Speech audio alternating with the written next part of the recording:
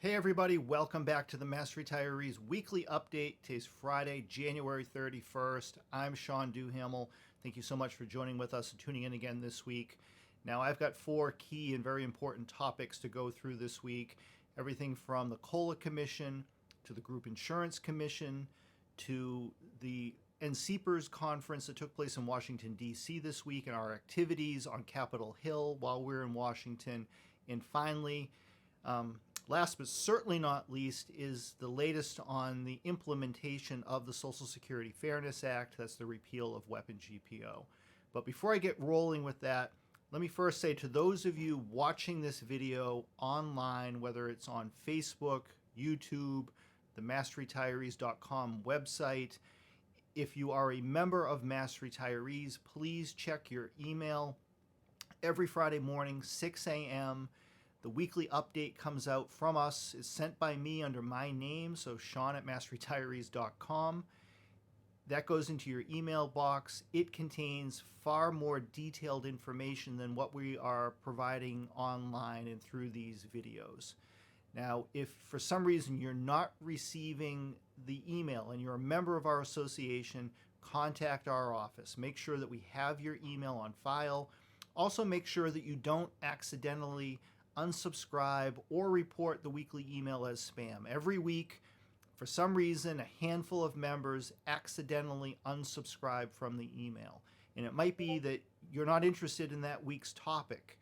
The problem is if you unsubscribe, you're not going to get any further emails from us. So from time to time, someone will reach out. I'm sure someone watching this video right now is going to reach out and say, hey, I'm not getting your messages, Sean. Well, that's because you unsubscribed. And we know the time, the day, right down to the second that someone clicks unsubscribe. And at times, it also appears in households where you're sharing a computer or an email account with someone else. They may accidentally unsubscribe, not understanding or not knowing the emails that you're getting from us are actually legitimate. So just be careful. But if you're not getting it, you're a member, reach out. We'll get you set back up and update our records. Now, if you are a Massachusetts retiree and you're watching the video and you're not a member of our association, please consider joining. The great strength of our association is our strong and our robust and our engaged membership. We need you with us. That's the only way we're able to get these things done on your behalf. And we've been doing it ever since 1968. We're a nonprofit association. We represent all Massachusetts public retirees across the entire state. Does not matter where you worked, doesn't matter what your position may have been. As long as you are a retired public employee in Massachusetts or from Massachusetts, you're eligible to join. Now, we also have an associate member program for active employees who are nearing retirement age, who want to subscribe to our newsletter, subscribe to these weekly updates, and use our association as a resource and a tool to help you better prepare and plan for your eventual retirement. Now, the links to join are contained on our message on Facebook today and on YouTube. You can go to massretirees.com. All the links are at the top of the page. But again, if you're not a member, please consider joining. You're going to get a lot of great information from us, as well as our advocacy and our assistance if you need help or have questions with anything related to your retirement. But with that, let's jump into the news of the week. Let me start with the latest information first. So the COLA Commission. COLA Commission is meeting today at 11 a.m. This is the first meeting of the Commission in 2025. The COLA Commission was created by the legislature last year. It came about from our association working with Governor Healy as well as with the legislature to create this commission that is focused on improving cost of living adjustments for public retirees. The primary focus right off the bat is the state and teacher retiree COLA, which has been stuck at a $13,000 base since 2012. So we're going on 13 years with the same base. That has to change. That is the primary focus of the commission. In addition to creating a senior or enhanced COLA for long-term retirees and coming up with new funding tools and funding methodology that can be applied at the local level. So there's a lot going on here. The COLA Commission most likely is going to continue its work right through the spring and maybe into early summer. We're hoping that within a few months, a report will be produced that then can be turned into legislation that we can work to get enacted into law by working with the legislature and Governor Healy to finally improve or make larger improvements to the cost of living adjustment. So that's what's happening in terms of the COLA. The GIC is undergoing its annual plan design and premium contribution rate setting process in anticipation or leading up to FY26, which starts on July 1st of this year. This week, the GIC held 3 public information sessions focusing on plan design elements, what's going into in terms of cost drivers for the premium levels. But it was also a great opportunity at these information sessions for attendees to ask questions of the GIC staff. Now, as always, the GIC staff, led by Matt Vino, did a fantastic job of answering questions, providing information, just really outlining all of the various insurance options provided by the GIC. Now, I participated in Tuesday's information session. All these sessions were online through Zoom. So I took time while I was in Washington on Tuesday to break away from the NCPERS Conference to participate in the session. Ran about an hour and a half, and I believe there were close to 800 GIC enrollees participating in that Zoom meeting. I followed the questions that were being asked really closely.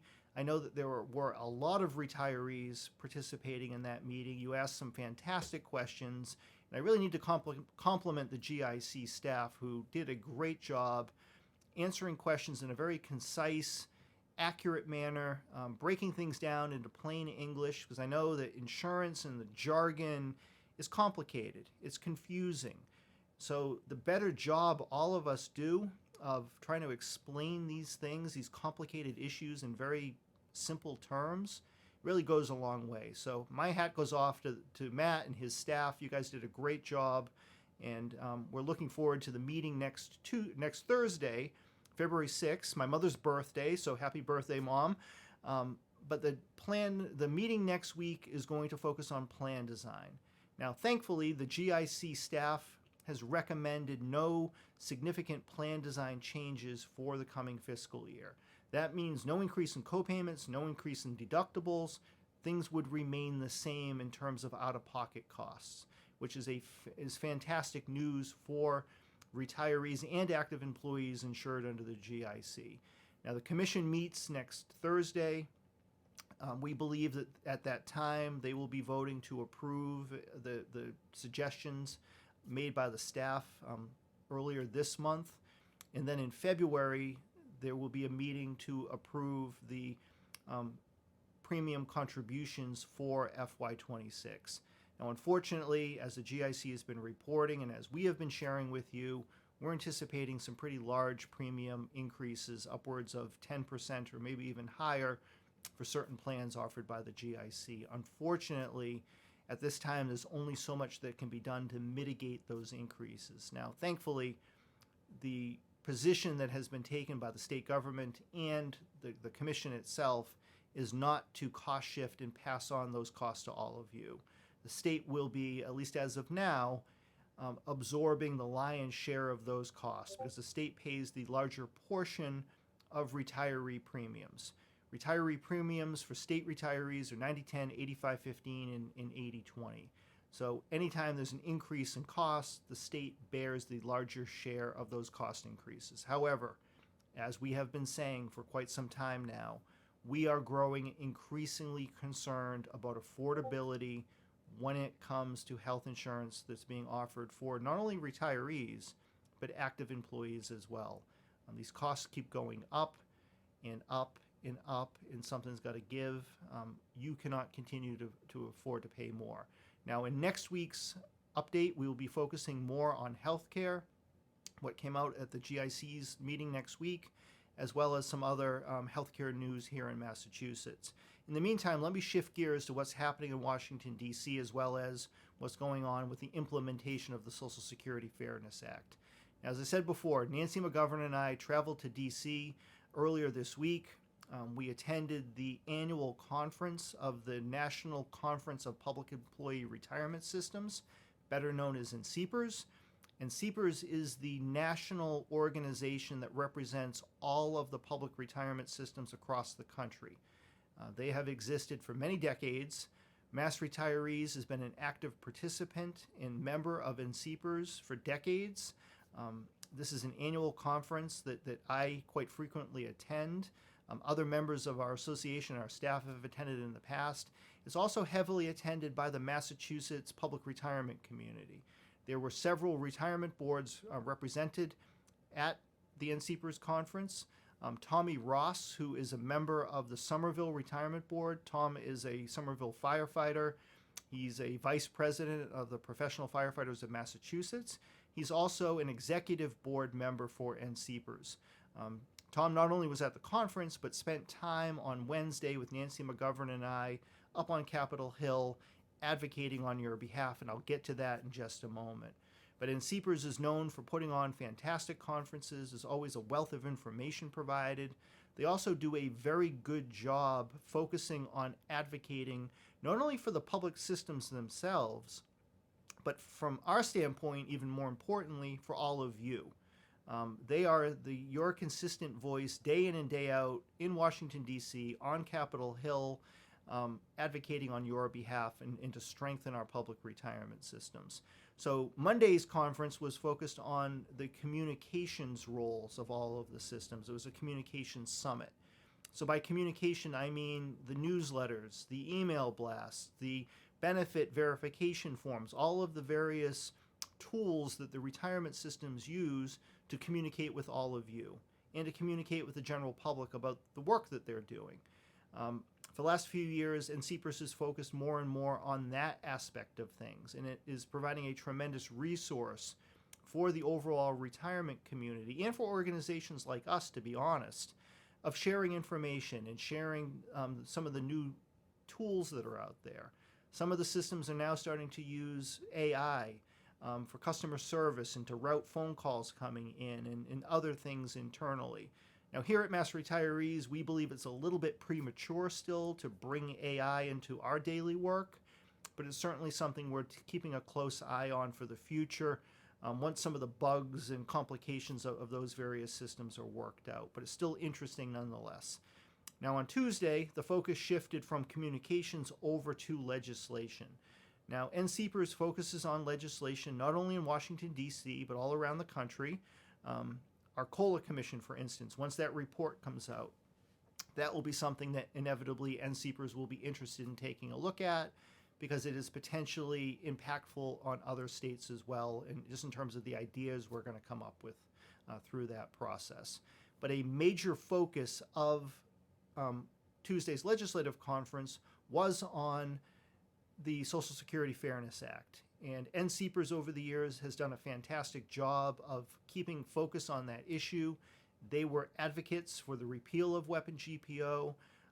Hank Kim, who is the executive director of NCPERS for years, has personally advocated for repeal of weapon GPO. So thank you, Hank. Thank you, NCPERS. You can share in the credit for helping to get this done because you certainly played a central role. Now, at the conference this year, in addition to talking about repeal and talking about how it happened, there was also a heavy focus on implementation, as there should be. And it really reaffirmed some of the things that we have learned, some of the things that all of us have been reading about. This is going to be a complicated law to implement. There's no way around it. Even in a perfect situation with all the resources in the world, it is going to take time for Social Security to implement benefit adjustments, the recalculation of benefits for nearly 3 million people, as well as the retroactive payment going all the way back to January 1st of 2024. These are things that can't happen overnight. As much as we would like that to be different, and we want to certainly get you your money as quickly as possible, is going to take time. Now, it's even more complicated by the fact that Social Security Administration is understaffed. They have 3,000 fewer employees today than they did back in 2010, despite the fact of having 15 million more beneficiaries today than they did back in 2010. So SSA is already stretched very thin in terms of their staff and their workload. On top of everything else, come to find out, the computer system that SSA relies on to house all of your information, that's where all these calculations need to come from.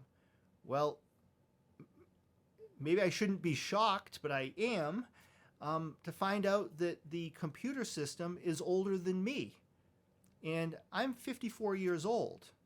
So any type of technology that is older than 54 is ancient and really shouldn't be being used anymore. But that's what they're using. And I think that's one of the reasons why this process is so difficult to effectively get going in a timely fashion.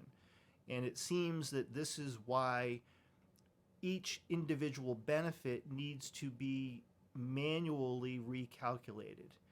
The system is not set up to simply push a button or flip a switch or click something and make it happen.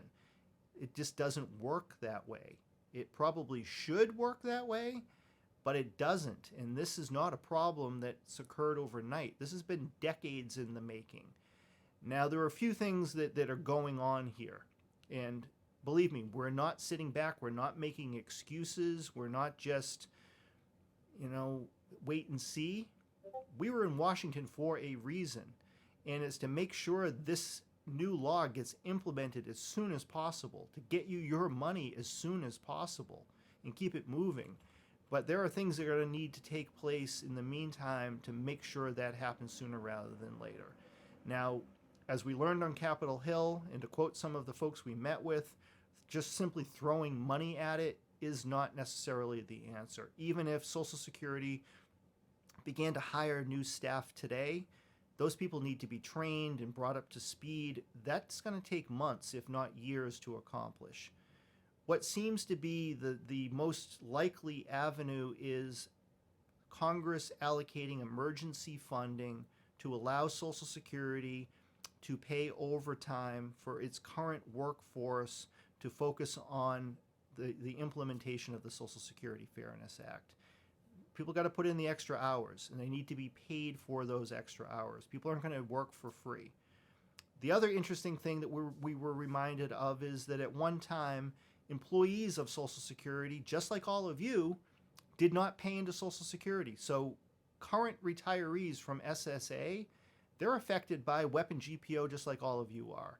Now, in the mid-1980s, the federal government changed the law, and new hires going forward entered the Social Security system, paid into Social Security along with the federal pension system. So they have a dual benefit that they paid into both systems for. But anyone who was working for the government prior to that date and retired way back when, they also fall victim to weapon GPO. So they're rowing in the same boat with everybody else. These are all public workers just like you were. They want to get this done as quickly as possible. No one's dragging their feet. There's no conspiracy to prevent this from happening. Now, there's a lot of external things going on that unfortunately influence this. Hiring freezes or reducing the size of the federal workforce. If that also applies to Social Security, they can't afford to lose people. They don't have enough people to begin with. So hopefully those problems do not come to exist in terms of Social Security. But we need to work through this. So our time on Capitol Hill on Wednesday was heavily focused, almost exclusively focused on implementation and advocating for the proper resources to be provided to SSA to get this done as soon as possible. And we're going to continue to do that. We're going to continue to work with our national partners, because it wasn't just us on Capitol Hill, just like it wasn't just us here at Mass Retirees that advocated for the end and the repeal of weapon GPO. This is truly a national effort, whether it's the firefighters, the police, the teachers, all of the various unions across the country representing public sector workers, all of the retiree groups. I am still in daily contact with Tim Lee and the Texas Retired Teachers Association. they are concerned about the exact same things that we are. And together, we're going to continue to advocate on your behalf to get this done as soon as possible. Now, unfortunately, in the meantime, we need to ask you to be patient. If you are currently impacted by WEP or GPO, you need to sit tight. If your benefit's been reduced, unfortunately, right now, there's nothing for you to do other than wait. You need to be patient. Calling Social Security, going physically to a field office is not going to speed things up. It's actually just going to slow it down. Because every time they need to pick up the phone and speak with a current retiree who's been WEP'd or has had their benefit reduced by the GPO, that's time that they can't spend on actually fixing this problem. So again, we know you want your money. We want to get it to you as soon as we possibly can. We're going to continue to do everything that on our end to help make that happen. But in the meantime, you need to be patient. Now, contained in today's email blast to all of you, to our members, is further information on the different groups of current retirees and how these various things might apply to your personal situation. So if you are a member, look for that information in today's email blast. It went specifically to our members. We're not going to provide that information online. If you're not a member of our association, once again, please join with us. If you choose not to join, then unfortunately you're going to need to find that information and have those questions answered and problems resolved through other means. We're here to serve our membership, and as we've said on our Facebook page, it's unfair to our members if we're spending time and resources and attention serving people who are not part of our association. So if you're not a member and you're a Massachusetts retiree, please join with us. So with that, that's the end of our message for this week. Again, next Friday's message will focus on healthcare. If we receive additional information from Social Security, we will get it to our members right away. We are in regular contact with our congressional delegation, with SSA, with the union that represents Social Security workers. They have been very helpful, and we're in regular communication with them as well. So we will let you know as soon as there's more information to provide for everybody. But in the meantime, I hope you're all well, stay well, and we'll be back to you again next week. Thanks, everybody. Bye-bye.